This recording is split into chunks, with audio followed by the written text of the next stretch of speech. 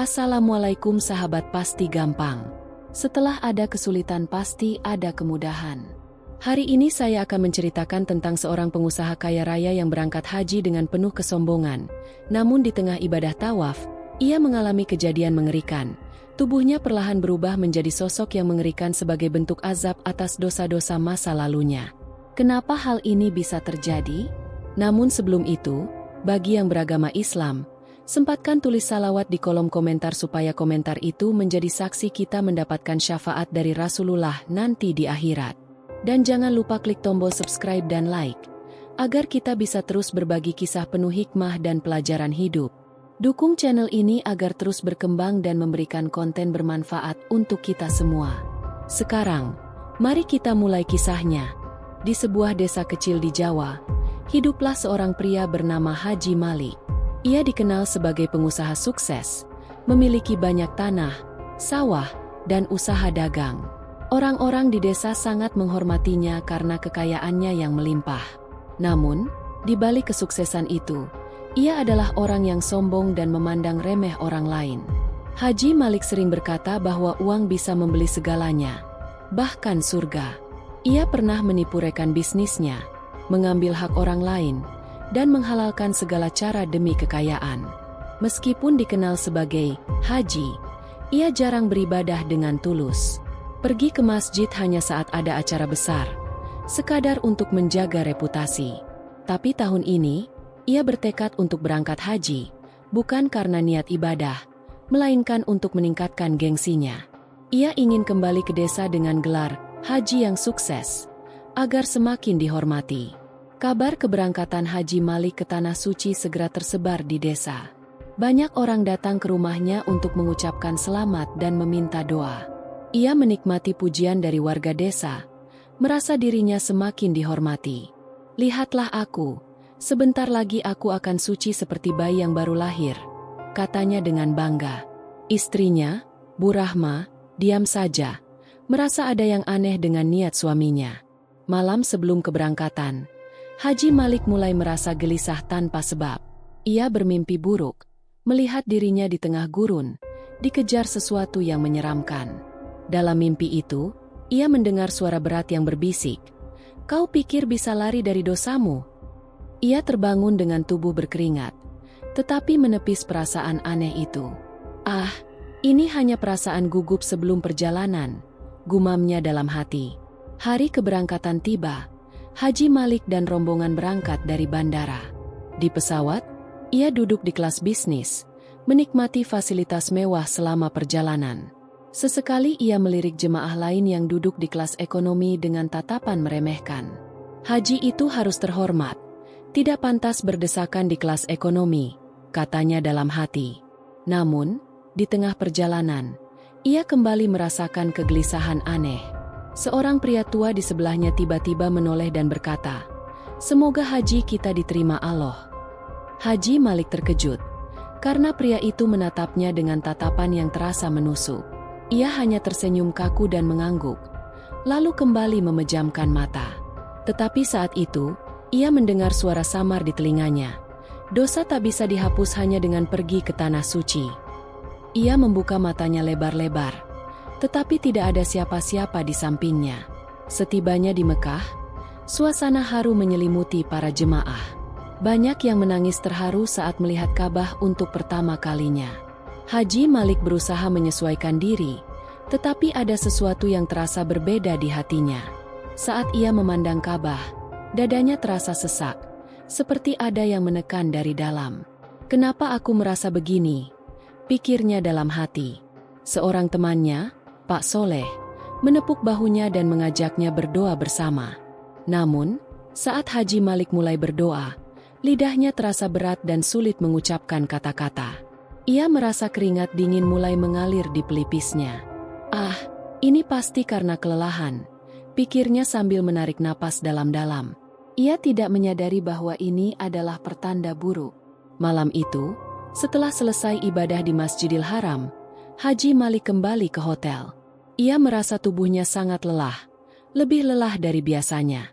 Saat berbaring di tempat tidur, ia kembali bermimpi buruk. Kali ini, dalam mimpinya, Ia melihat bayangannya sendiri di cermin. Namun, bayangan itu perlahan berubah menjadi sosok yang berbeda. Wajahnya menghitam, matanya membesar, dan bulu halus mulai tumbuh di sekujur wajahnya. Ia mencoba berteriak, tetapi suara yang keluar bukan suara manusia. Suara itu seperti erangan seekor binatang. Ia terbangun dengan napas tersengal-sengal dan tubuh penuh keringat dingin. "Ya Allah, apa yang sedang terjadi padaku?" gumamnya ketakutan. Rasa gelisah terus menghantuinya, tetapi ia tetap menjalani ibadah seperti biasa. Hari itu, rombongan jemaahnya bersiap untuk melakukan tawaf di sekitar Ka'bah. Haji Malik berusaha menenangkan diri dan fokus pada ibadahnya. Namun, saat ia mulai berjalan mengelilingi Ka'bah, tubuhnya kembali merasakan sesuatu yang aneh. Dadanya berdebar lebih cepat, kakinya terasa berat, dan suhu tubuhnya naik drastis. Keringat dingin mulai mengalir deras, tetapi ia berusaha tetap melangkah. Hanya perasaan biasa, pikirnya, mencoba menepis ketakutan. Tetapi langkahnya mulai gontai, dan pandangannya semakin kabur. Sesuatu yang mengerikan akan segera terjadi. Langkah Haji Malik semakin berat, seolah ada sesuatu yang mengikat tubuhnya. Napasnya tersengal, keringat dingin mengalir deras di pelipisnya. Ia melihat sekeliling, jemaah lain melangkah dengan khusyuk tanpa masalah. "Kenapa hanya aku yang merasa begini?" pikirnya dalam hati. Suara tahlil dan doa menggema di sekitar Ka'bah, tetapi terdengar samar di telinganya. Jantungnya berdegup semakin cepat, seperti ada beban yang menekan dadanya. Tiba-tiba, seorang pria tua berjanggut putih mendekat dan menatapnya dalam-dalam. "Segeralah bertobat, Nak, sebelum terlambat," ucap pria itu dengan suara dalam. Haji Malik terkejut, matanya membesar, tetapi saat ia ingin bertanya, pria itu sudah menghilang. Dadanya semakin sesak, tetapi ia tetap memaksakan diri melanjutkan tawaf. Langit di atas Masjidil Haram begitu cerah, tetapi di mata Haji Malik terasa semakin gelap. Suara doa dan tahlil jemaah mulai terdengar bergema dan mengganggu pikirannya. Ia mulai merasa ada sesuatu yang berbisik di telinganya. "Dosa-dosamu tidak akan hilang hanya dengan melangkah di sini." Suara itu lirih, tetapi terasa sangat dekat, seperti berbisik langsung ke dalam jiwanya. Haji Malik menoleh ke kanan dan kiri, mencari sumber suara. Namun, yang ia lihat hanyalah lautan manusia yang terus bergerak dalam kehusyukan. Detik itu, bulu kuduknya meremang, tubuhnya semakin gemetar. "Tidak, ini hanya perasaanku saja," gumamnya, berusaha menenangkan diri. Namun, langkahnya semakin goyah, kepalanya mulai berdenyut hebat, langkahnya semakin berat, tubuhnya mulai terasa panas membara. Seakan ada bara api yang menyelimuti kulitnya, membuatnya ingin berteriak. Ia menggigit bibirnya, menahan rasa sakit yang semakin menjadi. Orang-orang di sekitarnya tetap berjalan dengan tenang, tak ada yang menyadari kondisinya. "Apa yang terjadi padaku?" pikirnya, tetapi tak ada jawaban. Ia merasakan telapak tangannya mulai berkeringat, tetapi saat dilihat, warnanya mulai menghitam. Detik itu, dadanya semakin sesak, napasnya tersengal seperti kehabisan udara. Matanya berkunang-kunang, bayangan di sekitarnya mulai terlihat kabur. "Ya Allah, tolong aku," ucapnya dengan suara hampir tak terdengar. Namun, ia tak sadar bahwa sesuatu yang lebih mengerikan akan segera terjadi. Tiba-tiba, tubuhnya kehilangan keseimbangan, dan ia hampir terjatuh di tengah kerumunan jemaah. Tangannya mencengkeram kain ihramnya sendiri, mencoba bertahan. Namun, saat ia melihat ke telapak tangannya, sesuatu yang mengerikan terjadi. Kulitnya yang menghitam mulai ditumbuhi bulu-bulu kasar berwarna gelap. Matanya membelalak, hatinya berteriak, tetapi mulutnya seolah terkunci. "Ini tidak mungkin. Ini hanya halusinasi. Ini bukan nyata," pikirnya dengan panik. Tubuhnya semakin lemas, kakinya gemetar, dan ia merasa seluruh persendiannya mulai berubah. Di sekelilingnya, jemaah masih melanjutkan tawaf, belum ada yang menyadari perubahan itu. Namun, di detik berikutnya, sebuah jeritan kencang terdengar, membuat semua orang menoleh. Haji Malik pun terjatuh ke lantai marmer Masjidil Haram, dan saat itu, azabnya baru saja dimulai. Jemaah di sekeliling Haji Malik terkejut saat melihatnya terjatuh ke lantai marmer. Beberapa orang mendekat, mencoba menolongnya, tetapi mereka segera mundur dengan wajah ketakutan. Astagfirullah, apa yang terjadi padanya? Suara seseorang terdengar bergetar. Tubuh Haji Malik menggeliat kesakitan. Tangan dan kakinya mulai berubah bentuk. Kulitnya semakin gelap. Bulu-bulu kasar tumbuh semakin lebat di sekujur tubuhnya. Ia berusaha berteriak, tetapi suara yang keluar dari tenggorokannya bukan lagi suara manusia. Sebuah raungan aneh menggema di tengah Masjidil Haram, membuat jemaah lain mulai berdesakan ketakutan. Beberapa orang mulai melangkah mundur, sementara sebagian lainnya membaca istighfar dengan suara lirih. Haji Malik menatap tangan dan kakinya yang kini menyerupai anggota tubuh seekor hewan. Tidak, ini tidak mungkin. Aku masih manusia, pikirnya dalam kepanikan. Haji Malik mencoba bangkit, tetapi sendi-sendinya terasa kaku dan sakit luar biasa. Dari kejauhan, suara azan berkumandang, namun terdengar seperti suara yang jauh dan samar. Di tengah rasa sakitnya, suara misterius kembali berbisik di telinganya. Kau pikir perjalanan ini akan membersihkan dosamu begitu saja? Haji Malik menoleh dengan panik, tetapi tidak ada siapa-siapa di dekatnya. Suara itu semakin mendekat, seolah masuk langsung ke dalam pikirannya. Kau menipu, merampas hak orang lain, dan beribadah hanya untuk gengsi. Kini waktunya kau merasakan balasan yang setimpal. Tubuhnya kembali menggeliat. Rasa panas yang menyiksa semakin menjadi-jadi. Ia mencoba beristighfar, tetapi lidahnya terasa berat dan sulit mengucapkan satu kata pun. Haji Malik menatap bayangannya di lantai marmer yang mengkilap. Ia melihat wajahnya sendiri, tetapi itu bukan lagi wajah seorang manusia. Hidungnya mulai menonjol ke depan, matanya membesar, giginya memanjang. Kedua telinganya pun berubah bentuk, mengecil dan meruncing seperti milik seekor primata. Ia mengangkat tangannya dengan gemetar. Jari-jarinya kini lebih pendek, kukunya mengeras. Tidak, ini pasti mimpi. Aku pasti sedang bermimpi, pikirnya dengan panik. Tetapi tidak ada yang bisa membangunkannya, karena ini adalah kenyataan. Tiba-tiba, seorang jemaah berteriak, menunjuk ke arahnya dengan wajah ketakutan. Allahu Akbar. Tubuhnya berubah. Astagfirullah. Ini azab Allah. Seperti api yang menyulut minyak, kepanikan pun menyebar di antara para jemaah. Beberapa jemaah mulai mundur ketakutan, sementara yang lain mencoba membaca doa. La haula wala quwata illa billah. Apa yang sebenarnya terjadi? Bisik seseorang.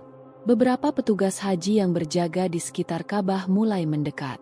Mereka melihat Haji Malik yang kini setengah berubah. Tubuhnya bergetar hebat. Bawa dia keluar. Cepat, kita butuh pertolongan medis. Salah satu petugas berseru. Namun, saat seorang petugas mencoba menyentuh Haji Malik, sesuatu yang mengejutkan terjadi. Haji Malik, yang kini lebih mirip seekor monyet, tiba-tiba mengeluarkan suara geraman aneh. Tangannya terangkat, mencengkeram kain ihramnya dengan kuku yang kini lebih panjang. Matanya memerah, seolah ada amarah yang membara di dalamnya. Para petugas terdiam sejenak, tidak percaya dengan apa yang mereka saksikan. Haji Malik merasakan seluruh tubuhnya semakin ringan dan lincah. Ia meronta, mengeluarkan suara parau yang bukan lagi milik seorang manusia. Seorang jemaah wanita berteriak histeris, menutup wajahnya dengan syal. Ya Allah, lindungilah kami dari azab MU. Suara tangisan mulai terdengar di tengah kerumunan. Jemaah lain berhamburan menjauh. Tidak ada yang berani mendekat. Mata Haji Malik menatap sekeliling dengan pandangan kosong. Pikirannya kacau. Ia ingin berbicara, ingin meminta pertolongan, tetapi yang keluar hanya suara lenguhan dan geraman. Ia mencoba berdiri tegak, tetapi posturnya kini lebih membungkuk seperti seekor hewan. Tidak, ini bukan aku. Aku bukan binatang, pikirnya dalam kepanikan. Tapi kenyataan di depan matanya berkata lain. Haji Malik melihat ratusan mata yang kini menatapnya dengan ketakutan dan kebingungan. Ia ingin lari, ingin menghilang dari pandangan semua orang. Tetapi tubuhnya terasa begitu aneh. Setiap gerakannya terasa asing bagi dirinya sendiri. Apa ini hukuman untukku? Apakah aku benar-benar telah berubah menjadi seekor monyet? Pikirnya. Suara hatinya penuh dengan penyesalan. Tetapi mulutnya tak mampu mengungkapkannya. Air matanya jatuh. Tetapi ia tak bisa menghapusnya dengan tangannya yang kini bukan lagi tangan manusia. Suasana semakin kacau. Petugas mencoba menenangkan jemaah yang panik. Beberapa orang terus melantunkan doa dan istighfar dengan suara gemetar. Di tengah kebingungan itu, satu pertanyaan terlintas di pikirannya. Apakah ini akan berlangsung selamanya? Seorang petugas senior mencoba mengambil alih situasi. Bawa dia ke ruang medis. Jangan biarkan keributan ini semakin besar, katanya dengan tegas. Dengan hati-hati, beberapa petugas mulai mendekat, meskipun ragu dan ketakutan. Haji Malik masih bisa berpikir, tetapi tubuhnya seakan bergerak sendiri. Ia ingin menyerahkan diri, tetapi naluri baru dalam tubuhnya membuatnya ragu. Tiba-tiba, ia melompat mundur. Refleks tubuhnya jauh lebih lincah dari sebelumnya. Para petugas terkejut, tidak menyangka reaksinya secepat itu. Cepat, kita harus menenangkan dia sebelum keadaan semakin kacau, seru salah satu petugas. Tetapi sebelum mereka bisa berbuat sesuatu, tubuh Haji Malik mulai bergerak tanpa kendali. Ia tidak tahu apakah ia masih dirinya sendiri, atau sesuatu yang lain telah mengambil alih tubuhnya. Dalam hati, Haji Malik masih berusaha melawan keadaan ini. Aku bukan hewan. Aku manusia. Aku hanya ingin bertobat. Pikirnya dengan panik. Tetapi tubuhnya semakin beradaptasi dengan bentuk barunya, seolah menerima takdir ini.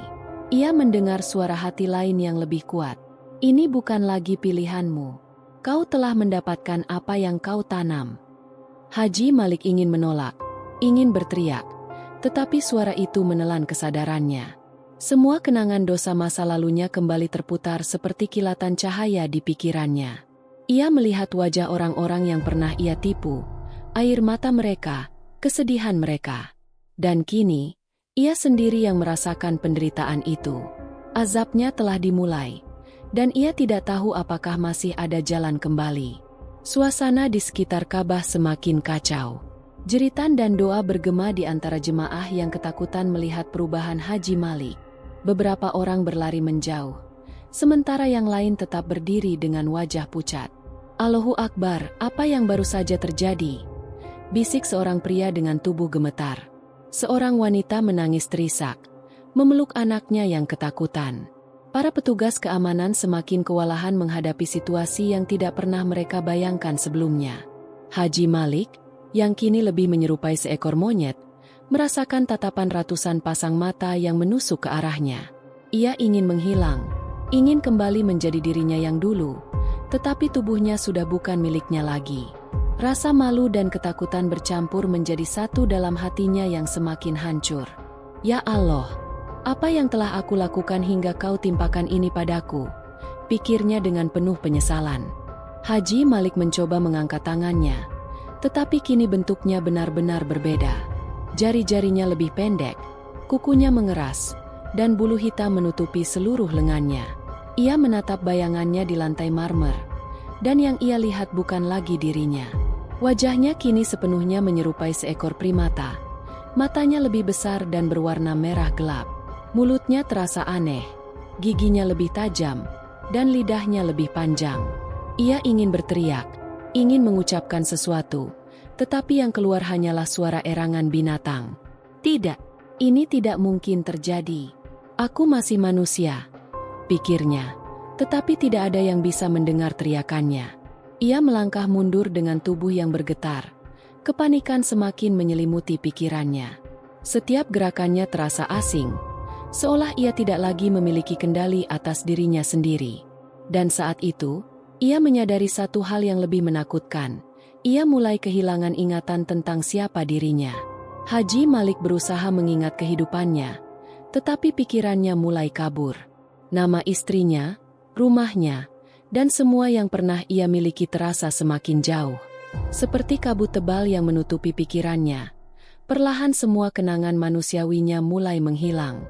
Tidak, aku tidak boleh melupakan siapa diriku, pikirnya dengan sisa kesadaran yang ia miliki. Tetapi suara lain di dalam dirinya mulai berbisik. Kau bukan lagi manusia, terimalah nasibmu. Ia berusaha melawan, tetapi semakin keras ia melawan, semakin lemah ia merasa. Ia menatap sekeliling, berharap ada seseorang yang bisa menolongnya. Namun, yang ia lihat hanyalah wajah-wajah takut dan penuh keheranan. Ia mulai menyadari, tak ada seorang pun yang bisa menyelamatkannya kecuali dirinya sendiri. Dalam kepanikannya, Haji Malik mulai berlari ke arah petugas yang masih mencoba mendekatinya.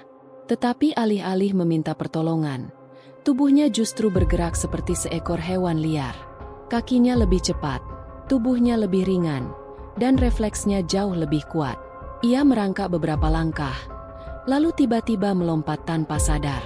Para petugas semakin panik. Mereka mengira ia akan menyerang. Cepat, kita harus menangkapnya sebelum situasi semakin kacau, seru salah satu petugas. Namun, tubuh Haji Malik semakin sulit dikendalikan, seolah insting primata dalam dirinya mulai mengambil alih. Ia melihat tangan-tangan yang ingin menangkapnya, tetapi ia justru melompat ke samping dengan gesit. Ya Allah, aku benar-benar berubah, pikirnya dengan hati yang semakin putus asa. Tidak ada jalan kembali.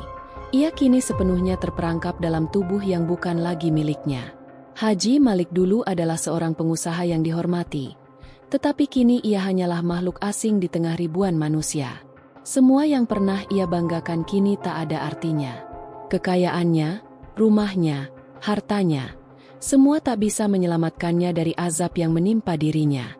Ia teringat bagaimana ia sering menghina orang miskin, meremehkan mereka yang hidup dalam kesederhanaan. Ia selalu berpikir bahwa uang bisa membeli segalanya, bahkan kebahagiaan.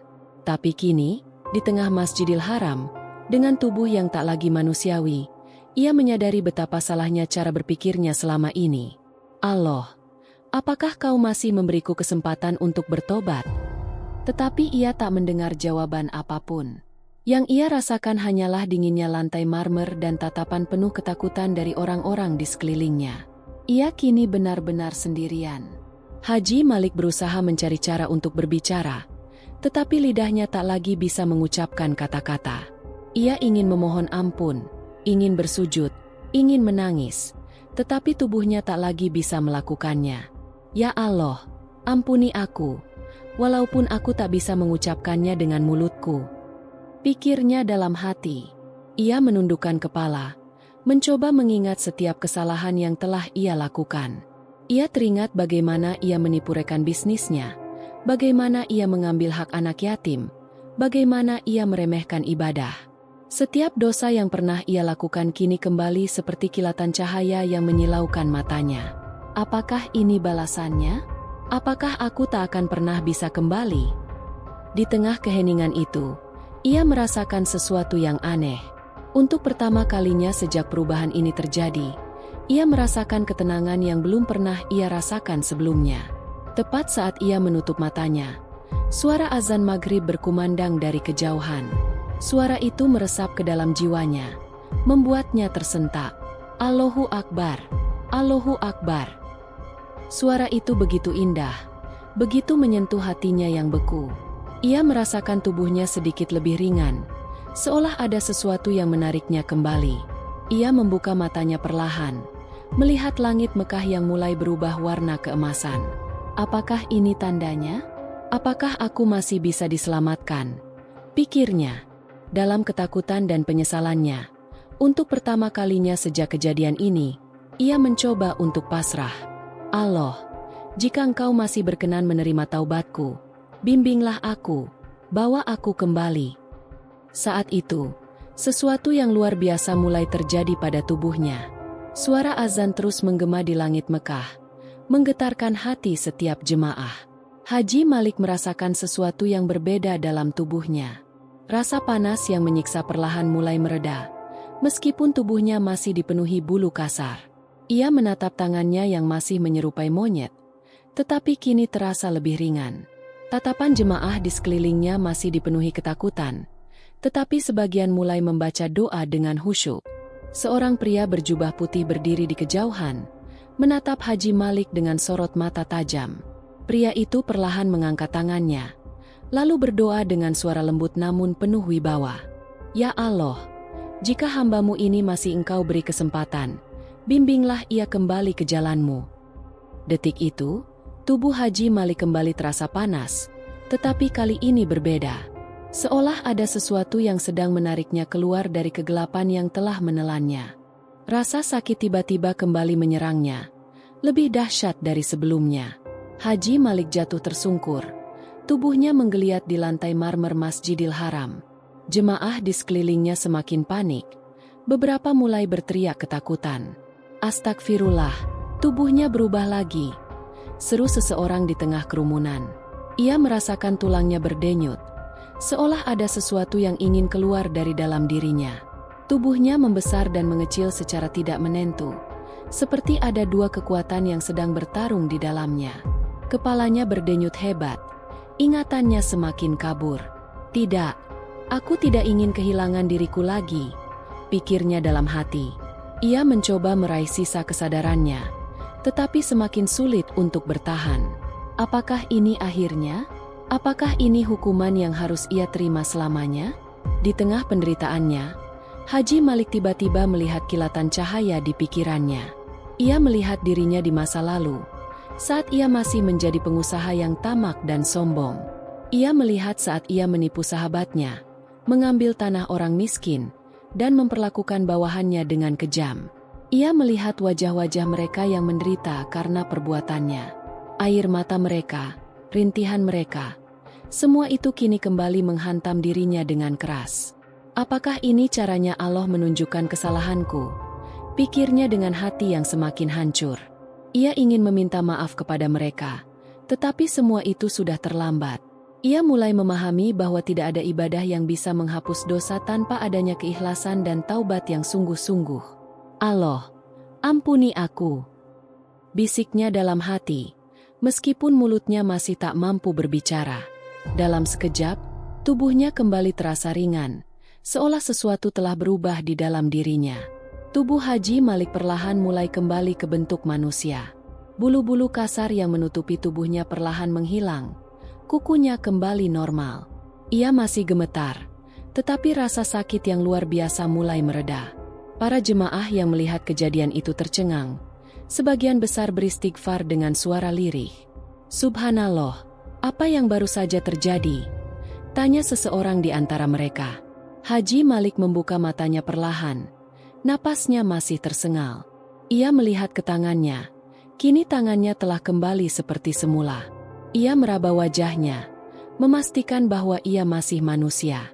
Air mata menetes dari matanya, bukan karena ketakutan, tetapi karena penyesalan yang amat dalam. Allah, Engkau masih memberiku kesempatan, bisiknya dengan suara parau. Dalam keadaan tubuh yang masih lemah, Haji Malik berusaha bangkit dengan tertatih. Para petugas haji mendekat, tetapi mereka tetap menjaga jarak, masih ragu dengan apa yang baru saja terjadi. Dengan sisa tenaga yang ia miliki, Haji Malik berjalan perlahan menuju arah Ka'bah. Setiap langkahnya terasa berat, tetapi hatinya kini penuh dengan ketulusan yang belum pernah ia rasakan sebelumnya.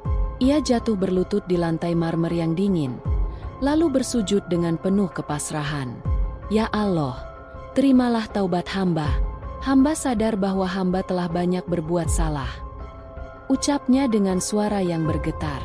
Air mata terus mengalir, membasahi pipinya yang kini terasa begitu panas. Ia tidak peduli dengan tatapan orang-orang di sekelilingnya. Saat itu, yang ada dalam pikirannya hanyalah Allah dan penyesalan yang begitu mendalam.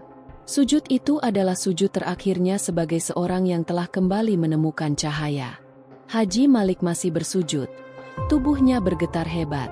Air mata tak henti-hentinya mengalir, membasahi lantai marmer yang dingin. Ia merasakan sesuatu yang belum pernah ia rasakan sebelumnya, kedamaian yang begitu dalam. Selama ini, ia mengira uang dan kekuasaan bisa memberinya kebahagiaan. Tetapi, di saat ia kehilangan segalanya, justru ia menemukan makna hidup yang sebenarnya. Ya Allah, Aku sadar, aku hanyalah hamba-Mu yang penuh dosa. Bisiknya dalam hati. Para jemaah yang menyaksikan kejadian itu ikut menangis, merasakan ketulusan dalam sujudnya. Seorang pria tua mendekat, meletakkan tangan di bahu Haji Malik. "Anakku, Allah Maha Pengampun. Jika engkau benar-benar ingin bertobat, lakukanlah dengan hati yang tulus," ucap pria itu dengan suara lembut. Haji Malik mengangguk pelan. Hatinya semakin mantap untuk berubah. Setelah sekian lama tersesat dalam kesombongan, kini hatinya terasa lebih ringan. Ia sadar bahwa semua kekayaan yang ia miliki selama ini hanyalah titipan. Ia sadar bahwa ibadah bukanlah formalitas, tetapi harus datang dari hati yang bersih. Ia sadar bahwa tidak ada gunanya dihormati manusia jika ia tidak berharga di hadapan Allah. "Aku ingin berubah. Aku tidak ingin kembali ke kehidupanku yang dulu," pikirnya dalam hati. Seorang petugas mendekat, membantunya untuk berdiri. "Apakah Anda baik-baik saja?" tanya petugas dengan penuh kehati-hatian. Haji Malik mengangguk, meskipun tubuhnya masih terasa lemah. Ia menatap sekeliling, melihat ratusan pasang mata yang masih menatapnya dengan penuh kebingungan. "Aku harus meminta maaf. Aku harus mengakui kesalahanku," gumamnya pelan. Meskipun tubuhnya telah kembali normal, ujian bagi Haji Malik belum berakhir. Banyak jemaah yang masih takut mendekatinya, seolah ia adalah makhluk asing. Beberapa orang berbisik, mencoba memahami apa yang baru saja mereka saksikan. "Apakah itu benar-benar azab dari Allah?" tanya seseorang. "Ataukah dia hanya mengalami gangguan aneh?" Haji Malik mendengar semua itu, tetapi ia tidak lagi peduli. Dulu, ia sangat memperhatikan pendapat orang lain tentang dirinya. Tetapi kini, yang terpenting baginya hanyalah bagaimana dirinya di mata Allah. Ia mengambil napas dalam, lalu menatap ke arah Ka'bah dengan penuh haru. "Aku akan menggunakan sisa hidupku untuk mencari ridho-Mu, ya Allah," ucapnya dalam hati. Setelah kejadian itu, Haji Malik dibantu petugas untuk kembali ke hotel. Istrinya, Bu Rahma, langsung menangis begitu melihat suaminya masuk ke kamar. "Apa yang terjadi padamu?" Orang-orang di luar berkata macam-macam. Tangisnya pecah. Haji Malik hanya tersenyum lemah, lalu menggenggam tangan istrinya. "Aku telah melihat sesuatu yang mengubah hidupku. Aku hampir kehilangan segalanya," ucapnya lirih. Bu Rahma menatapnya dengan bingung, tetapi melihat ada ketulusan di mata suaminya. "Aku ingin berubah. Aku ingin memperbaiki semua kesalahanku," lanjutnya dengan suara bergetar. Istrinya mengangguk, air mata mengalir deras di pipinya. "Aku akan mendukungmu, suamiku," ucapnya dengan penuh kasih sayang. Malam itu, untuk pertama kalinya setelah sekian lama, Haji Malik menunaikan sholat tahajud dengan sepenuh hati. Beberapa hari setelah kejadian itu, Haji Malik dan rombongan jemaah haji bersiap kembali ke Indonesia. Ia melangkah keluar dari hotel dengan perasaan yang berbeda. Jika saat datang ia penuh dengan kesombongan, kini hatinya penuh dengan ketenangan. Ia tidak lagi memikirkan bagaimana orang-orang akan menyambutnya di kampung nanti. Yang ada dalam pikirannya hanyalah bagaimana ia bisa menebus dosa-dosa masa lalunya. Di dalam pesawat, ia duduk di samping seorang pria tua yang sedang membaca Al-Quran. Haji Malik tersenyum, lalu berkata, "Boleh aku membaca bersamamu, Pak?" Pria itu menoleh dan tersenyum hangat, lalu menyerahkan mushaf kecil kepada Haji Malik. "Tentu saja, Nak. Semoga Allah senantiasa membimbing kita," ucap pria itu. Haji Malik membuka halaman pertama, dan mulai membaca dengan hati yang penuh keikhlasan. Saat tiba di desanya, Haji Malik disambut dengan penuh kehangatan oleh warga.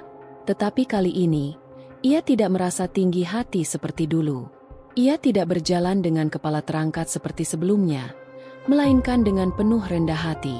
Seorang pemuda datang dan bertanya, "Haji Malik, bagaimana perjalanan hajinya?" Haji Malik tersenyum tipis, lalu menjawab, "Lebih dari sekadar perjalanan, Nak. Itu adalah perjalanan yang menyelamatkan jiwaku." Ia tidak menceritakan kejadian mengerikan yang ia alami di Masjidil Haram. Tetapi sejak saat itu, Ia bertekad untuk menjalani hidupnya dengan lebih baik. Aku harus memperbaiki apa yang pernah aku rusak, pikirnya dalam hati. Langkahnya kini terasa lebih ringan, seolah ia benar-benar telah terlahir kembali. Namun, ujian sesungguhnya baru akan dimulai. Hari pertama setelah kepulangannya, Haji Malik mulai mencari orang-orang yang pernah ia sakiti. Ia mendatangi rumah seorang lelaki tua yang pernah ia tipu dalam bisnisnya. Dengan suara lirih, ia berkata, "Pak, aku datang untuk meminta maaf. Aku telah berbuat zalim kepadamu." Lelaki tua itu terkejut, lalu menatapnya dengan penuh kebingungan. "Kenapa kau tiba-tiba ingin meminta maaf, Malik?" tanyanya dengan suara serak. Haji Malik menunduk. Air mata menetes dari sudut matanya. "Aku baru sadar bahwa apa yang aku lakukan dulu adalah sebuah dosa besar," jawabnya jujur. Lelaki tua itu terdiam, lalu perlahan tersenyum. "Jika kau benar-benar ingin berubah, aku telah lama memaafkanmu. Semoga Allah menerima taubatmu, nak." Hari demi hari, Haji Malik semakin aktif membantu orang-orang di desanya. Ia menyumbangkan sebagian besar hartanya untuk membangun masjid dan membantu fakir miskin. Ia yang dulu dikenal sebagai pengusaha tamak, kini dikenal sebagai sosok yang dermawan. Ia tidak lagi berbicara dengan nada tinggi atau meremehkan orang lain. Ia menyadari bahwa segala yang dimiliki manusia hanyalah titipan. "Dulu aku berpikir bahwa aku bisa membeli segalanya, tetapi aku salah," ucapnya suatu hari. Warga desa mulai melihat perubahan nyata dalam dirinya, dan mereka semakin menghormatinya. Namun, di dalam hatinya, ia tahu bahwa perjalanannya masih panjang. Ia belum selesai menebus dosa-dosanya, tetapi satu hal yang pasti, ia tidak akan pernah kembali ke kehidupannya yang lama. Ia kini adalah manusia baru, yang sepenuhnya menyerahkan hidupnya kepada Allah. Haji Malik semakin tenggelam dalam ibadah dan perbuatan baiknya.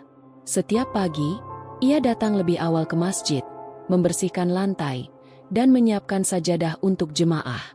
Ia tak lagi duduk di saf terdepan seperti dulu, melainkan memilih duduk di belakang, merendahkan dirinya. Warga desa mulai melihatnya dengan penuh rasa hormat yang berbeda, bukan karena kekayaannya, tetapi karena ketulusannya. Ia merasa damai, tak ada lagi kegelisahan yang dulu selalu menghantuinya. "Beginilah seharusnya aku hidup, bukan dengan kesombongan, tetapi dengan hati yang ikhlas," gumamnya saat menatap langit senja. Istrinya, Bu Rahma, ikut merasakan perubahan besar dalam diri suaminya. "Aku bersyukur melihatmu seperti ini, suamiku," ucapnya suatu malam. Haji Malik menggenggam tangan istrinya dengan lembut. Matanya berkaca-kaca. "Aku hanya berharap Allah menerima taubatku, dan semoga aku masih memiliki cukup waktu untuk memperbaiki semuanya," jawabnya lirih. Malam itu, Haji Malik tertidur lebih awal setelah seharian membantu warga desa. Dalam tidurnya, ia kembali bermimpi, tetapi kali ini berbeda. Ia melihat dirinya berada di padang luas, penuh dengan cahaya yang lembut. Di kejauhan, seorang pria berjubah putih berdiri menatapnya dengan senyuman. "Kau telah menemukan jalanmu. Tetaplah di jalan ini, dan jangan pernah berpaling lagi," suara pria itu bergema lembut. Haji Malik ingin bertanya siapa dia, tetapi tubuhnya terasa ringan, hatinya begitu tenang. Ketika ia mencoba mendekat, pria itu perlahan menghilang dalam cahaya. Ia terbangun dengan air mata di pelupuk matanya. Dadanya berdebar lembut. "Allah, apakah ini pertanda bahwa engkau telah menerima taubatku?" bisiknya dalam keheningan malam. Ia lalu mengambil wudhu, lalu melaksanakan sholat tahajud dengan penuh kehusyukan. Setiap sujudnya kali ini lebih dalam, setiap doanya lebih khusyuk dari sebelumnya. Seiring berjalannya waktu, Haji Malik semakin dikenal sebagai orang yang dermawan dan rendah hati. Ia membantu membangun sekolah untuk anak-anak yatim, membagikan makanan bagi fakir miskin. Hartanya yang dulu ia simpan dengan rakus, kini ia gunakan untuk membantu orang lain. "Apa gunanya kekayaan jika tidak bermanfaat bagi orang lain?" ucapnya kepada seorang pemuda di desa. Banyak yang merasa terinspirasi oleh perubahan besar dalam dirinya. Para pemuda desa mulai mengikuti jejaknya. belajar untuk hidup sederhana dan membantu sesama. Suatu hari, seorang lelaki tua yang pernah ia tipu datang menemuinya. "Aku datang bukan untuk meminta ganti rugi, tetapi untuk melihat apakah kau benar-benar telah berubah," ucap lelaki itu. Haji Malik tersenyum, lalu menggenggam tangan lelaki tua itu dengan erat. "Aku tak bisa menghapus masa lalu, tetapi aku akan menghabiskan sisa hidupku untuk menebusnya," jawabnya dengan penuh keyakinan. Suatu hari, Haji Malik mulai merasa tubuhnya lebih lemah dari biasanya. Ia sering merasa lelah, meskipun tidak melakukan pekerjaan berat. Bu Rahma mulai khawatir. "Kau harus periksa ke dokter, suamiku," ujarnya. Namun, Haji Malik hanya tersenyum. "Tidak perlu, aku merasa baik-baik saja," jawabnya. Tetapi malam itu, dalam sujudnya, tubuhnya mulai terasa semakin berat. Ia merasakan sesuatu yang aneh, seperti ada panggilan dari tempat yang jauh. "Ya Allah, jika waktuku telah dekat, izinkan aku pergi dalam keadaan berserah kepadamu," doanya dalam hati. Ia merasakan ketenangan yang belum pernah ia rasakan sebelumnya. Setelah menyelesaikan syalatnya, ia duduk diam, menatap langit dari jendela kamar. Bintang-bintang bersinar terang, seolah memberi salam terakhir padanya. Esok paginya, warga desa geger saat mendengar kabar bahwa Haji Malik telah meninggal dunia dalam tidurnya. Istrinya menemukannya dalam posisi sujud. Wajahnya bersinar penuh ketenangan. "Allah, engkau telah memanggilnya dalam keadaan terbaik." Tangis Bu Rahma pecah. Para warga datang ke rumahnya. Satu persatu menangis mengenang kebaikannya. Ia pergi dalam keadaan yang begitu damai. "Allah benar-benar telah menerima taubatnya," ucap seorang ulama desa. Jenazahnya dimandikan dan dikafani dengan penuh penghormatan. Saat ia dibawa ke pemakaman, ratusan orang ikut mengiringinya, melantunkan doa dengan khusyuk. "Semoga Allah menempatkannya di tempat yang paling mulia," bisik seorang pemuda yang pernah dibantu olehnya. Hari itu, langit tampak cerah, seolah ikut bersaksi atas perubahan seorang hamba yang kembali kepada Tuhannya. Di nisan yang sederhana, tertulis nama, Haji Malik, hamba Allah yang kembali dalam cahayanya. Kisah Haji Malik menjadi pelajaran besar bagi warga desa dan banyak orang yang mendengarnya. Kesombongan dan dosa bisa membuat seseorang jatuh dalam azab, tetapi taubat yang tulus bisa menyelamatkan jiwa, ujar seorang ulama dalam khutbah Jumat. Warga desa yang dulu iri padanya, kini justru merasa terinspirasi oleh perubahannya. Banyak yang mulai memperbaiki diri, belajar untuk lebih ikhlas dalam beribadah. Masjid yang dibangun dari hartanya kini menjadi tempat para pemuda belajar agama. Haji Malik telah pergi, tetapi jejaknya akan selalu hidup dalam kebaikan yang ia tinggalkan, ucap seseorang. Di setiap sujud mereka, warga desa kini selalu mengingat perjalanan spiritualnya. "Setiap orang punya kesempatan untuk kembali ke jalan yang benar," ujar seorang pemuda yang dulu sempat tersesat. Kisahnya menjadi bukti bahwa Allah selalu membuka pintu taubat bagi hambanya, dan bahwa hidayah bisa datang kapan saja, kepada siapa saja, termasuk kepada mereka yang pernah tersesat dalam gelapnya dunia. Di desa yang dulu dipenuhi oleh kesombongan, kini suasana lebih tenang dan penuh ketulusan. Warga lebih sering berkumpul di masjid, berbagi ilmu dan rezeki kepada yang membutuhkan. Anak-anak kecil diajarkan untuk hidup dengan akhlak yang baik, menjauhi keserakahan. Rumah Haji Malik kini menjadi tempat belajar bagi anak-anak yatim. Bu Rahma tetap tinggal di sana, menghabiskan waktunya dengan mengajarkan Al-Quran kepada para pemuda. Haji Malik mungkin telah tiada, tetapi ia meninggalkan warisan yang lebih berharga dari sekadar harta, ujar seorang tokoh desa. Seorang anak yatim menatap langit malam dan berdoa, semoga Allah menerima amal kebaikannya. Langit yang gelap malam itu terasa begitu damai, seolah memberikan salam perpisahan. Di dunia, Haji Malik telah menutup kisahnya. Tetapi di sisi Allah, mungkin perjalanannya baru saja dimulai. Perjalanan hidup Haji Malik mengajarkan bahwa setiap manusia pasti pernah melakukan kesalahan. Namun, sebesar apapun dosa yang dilakukan, pintu taubat Allah selalu terbuka bagi mereka yang benar-benar ingin kembali.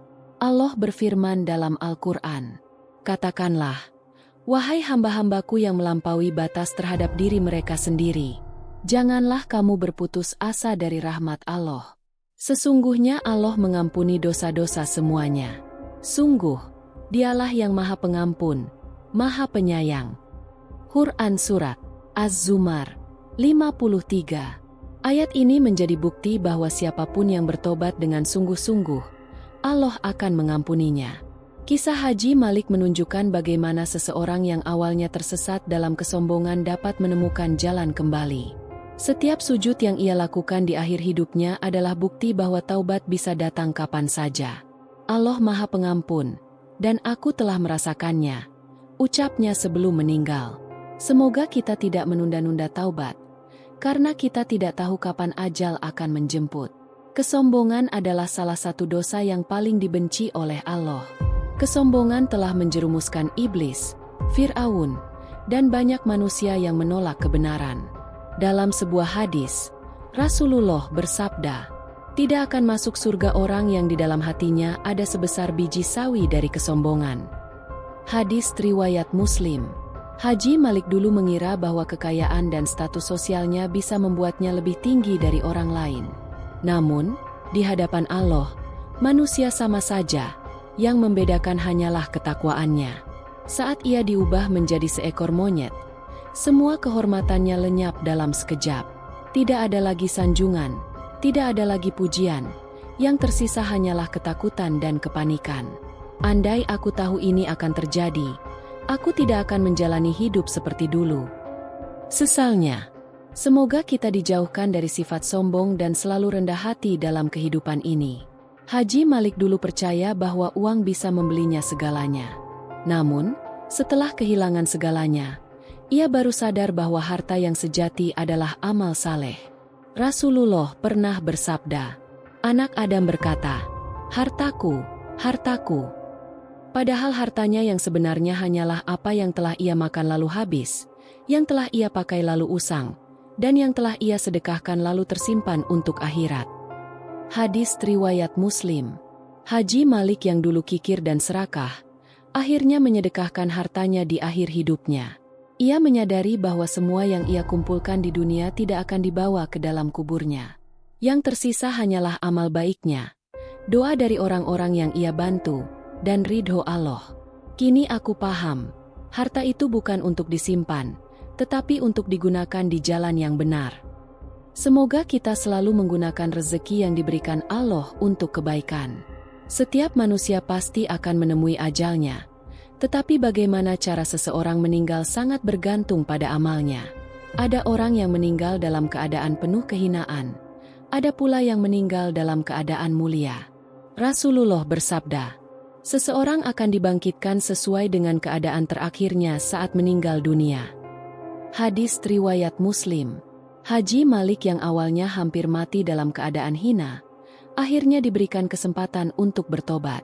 Ia wafat dalam keadaan sujud, dalam ketenangan, dan dalam keadaan hatinya telah bersih. Allah telah menunjukkan kasih sayangnya, memberikan kesempatan bagi hambanya untuk kembali sebelum terlambat.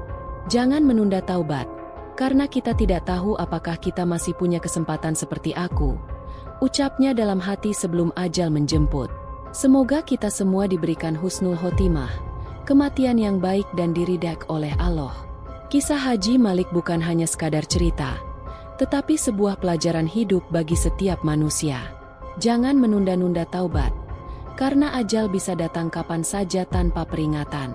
Jangan sombong dengan harta dan kedudukan, karena semua itu hanya sementara. Jangan menyepelekan ibadah, karena hanya amal yang akan menyertai kita ke dalam kubur. Jangan menipu atau menzalimi orang lain, karena setiap perbuatan akan kembali kepada diri sendiri. Ingatlah bahwa Allah Maha Pengampun, tetapi juga Maha Adil dalam memberikan balasan. Rasulullah bersabda, "Orang yang paling cerdas adalah orang yang paling banyak mengingat kematian dan mempersiapkan diri untuk kehidupan setelahnya." Hadis riwayat Tirmidzi. Semoga kita semua bisa mengambil hikmah dari kisah ini dan menjadi hamba yang lebih baik di hadapan Allah. Karena pada akhirnya, yang benar-benar kita miliki bukanlah dunia, tetapi akhirat yang kekal selamanya. Semoga Allah menjadikan kita hamba yang bertakwa dan diberikan husnul khotimah. Amin.